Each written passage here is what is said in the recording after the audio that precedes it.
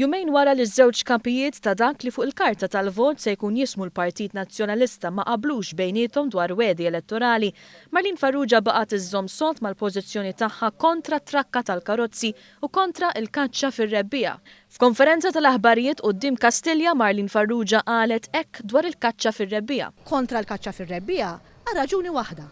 Illi meta sfur ikun qiegħed isalpa biex ibejjed, jiena nħoss illi biex ikollok kaċċa sostenibbli f'dak il-mument l-asfur għandek tipproteġih. Farrugia għamlet ċara li qed iżżomm mal-pożizzjoni tagħha jumejn wara li flaqa ma' Simon Busuttil spiċċaw tfixklu f'xulxin.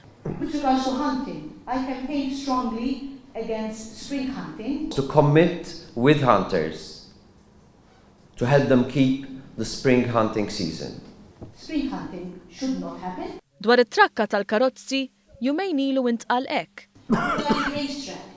The Democratic Party is dead set against any racetrack. We should not have racetrack in this country. I take on board that this is a strong point for Marlene, and because I believe in democracy, I believe we can hammer out a compromise. Mitluba tikkummenta dwar dan, Marlene Farrugia għamlet ċara li se żżomm il-pożizzjoni tagħha. Inħoss li l-isbilanċ ħajkun wisq kbir. Qed tifhimni? Hija ħaġa għax dana kull dilettant ta' kull hobby wieħed ikun jixtieq jagħtih dak illi iħoss li għandu bżonn.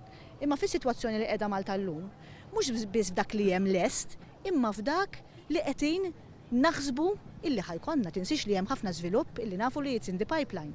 Allura wieħed irid joqgħod ferm attent qabel ma jikkommetti ruħu għal racetrack. Marlene Farrugia kkommentat ukoll kif hi u Simon Busuttil kellhom differenzi fuq il-manifest elettorali. Konferma ta' dak li żvela One News li waħda miż-żewġ raġunijiet għaliex il-manifest ħareġ tard kien id-disgwit bejn iż-żewġ mexxejja. Iva, aħna ddiskutejna, kien hemm fejn aħna laħħamna, okay?